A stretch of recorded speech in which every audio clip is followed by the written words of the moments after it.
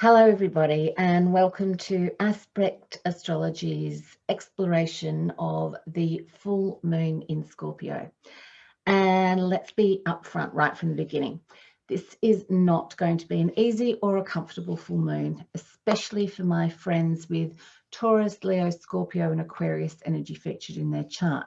But it can offer up many gifts if we choose to work with the powers of this particular full moon. So the sun is in this earthy Taurus and the moon will be in opposition in watery Scorpio on April the 27th at 2 p.m. Australian Eastern Standard Time. And in opposition, the energy of Scorpio is asking us to go within, to go beneath the surface, to heal and transform any emotional issues that we may have been trying to avoid. Scorpio, I believe, is a very misunderstood energy, one that does not necessarily fit with the mundane aspects of everyday life.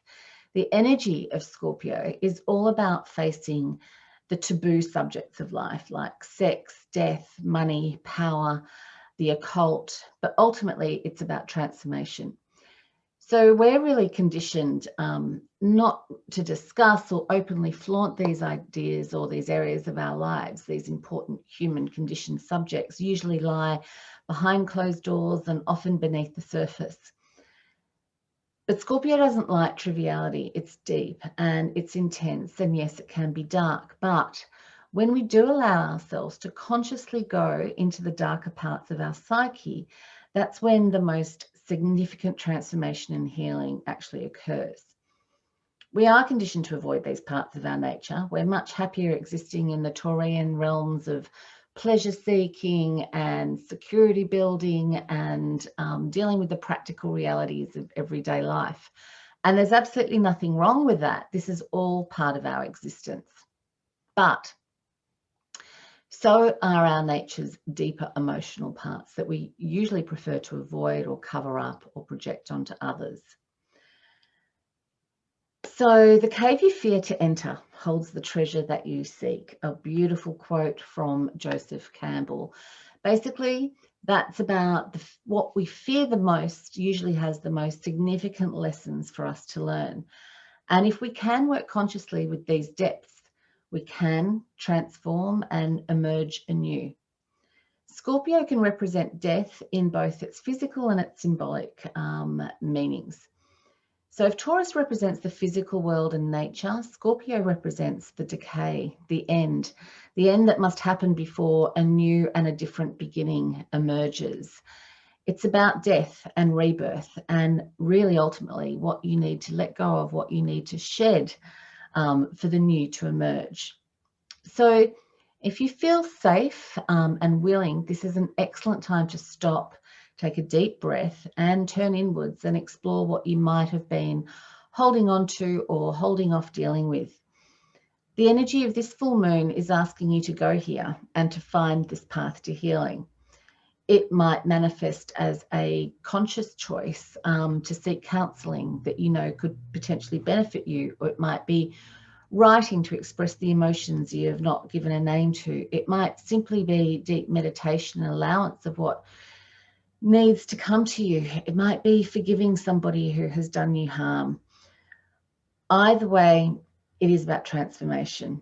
And like with any full moon, a light is also being shone on the more feminine, intuitive, and emotional and psychic parts of our nature. So embrace these parts of yourself in whatever way these energies resonate with you.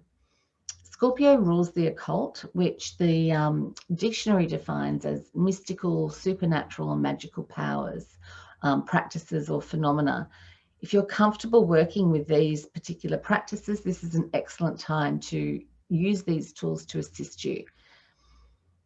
This particular full moon wants you to explore the patterns of our nature that we might be suppressing and that actually might be controlling us on an unconscious level.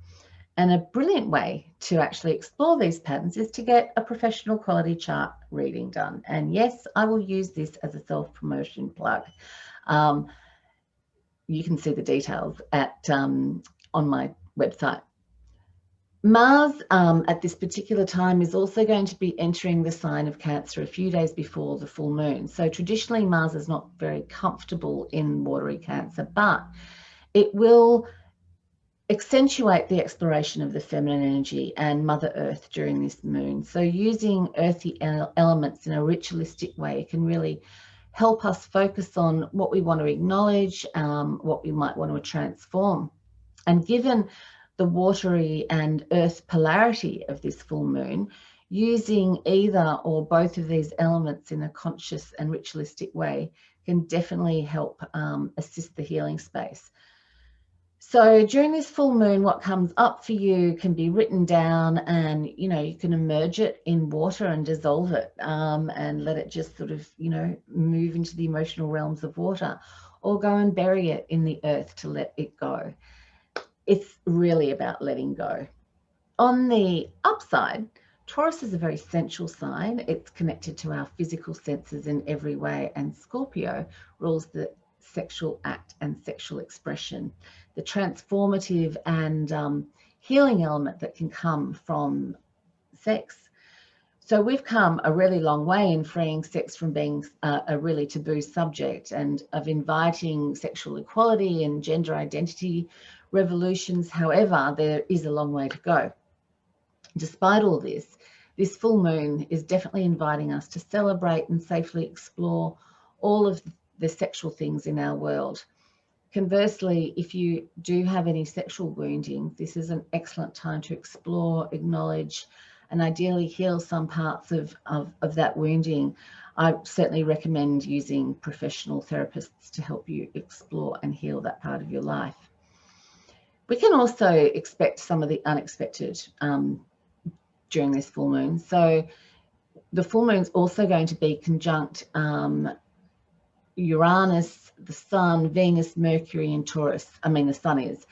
And that's quite a lineup that, the Taurus energy would like to keep things exactly as they are. Thank you very much. These planets in Taurus want stability and security, an indulgence of the senses and the practicalities of the world, but not so the moon in Scorpio, and not so Saturn in Aquarius, which will be making a square aspect to both the sun and the moon. So what does this mean?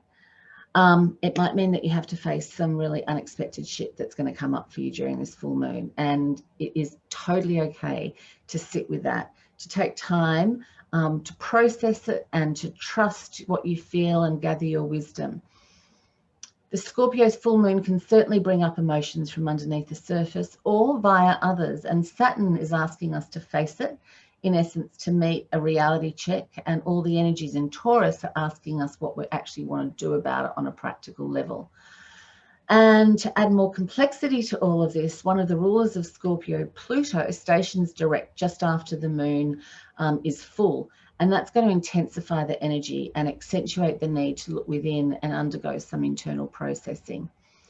So ideally, we want to slow down during this full moon. It's not a period of great action and movement like we've had in the previous Aries season. We've got Taurus and we've got Scorpio. It's about slowing down, getting quiet, and going within. It's absolutely a period of taking time in deciding what you'd like to build towards by the time of the Taurus new moon. But it's also a time of not listening to the status quo, or of not doing of doing things your way, not the way that social norm dictates. The square energy from Saturn is an opportunity to pause, take stock in this emotionally intense period, and allow yourself to feel and trust what you feel, and slow towards making the changes that you need to make. It's ideal for making this a slow process. There's no rush, and much wisdom can be gained during the waiting period. In its more negative manifestation, the Scorpio-Taurus polarity can bring forth feelings of jealousy and envy with a touch of emotional manipulation or lying thrown in. Scorpio and Taurus energy can both become overly attached, obsessive, and controlling, and when things are not going their way, the darker sides of their natures can come to the surface. So whether these feelings lie within you or are triggered in others towards you, they are best to be dealt with and cleared if possible during this particular full moon. On a more mundane level, this full moon will also bring up general questions about managing your finances and any shared resources that you may be in with others. So asking yourself questions like, is your management of your money and your relationship with money working for you? Are there habits that you might need to let go of, like maybe online shopping obsessively, for example? The Taurus-Scorpio duality highlights power and control issues around money and resources. So these things could come up for people as well. So just be mindful of that. At its essence, it's really about your values, and what you value might also come into play during this period. So one might experience some confrontation, either internally or via others, around their value systems. But the thing to remember about this full moon is to allow and accept the need to go within. However much we might want to avoid it, however much it might hurt to go there, you know, to use a quote from an unknown source, unless you learn to face your shadows, you'll continue to see them in others, because the world outside of you is only a reflection of the world inside of you.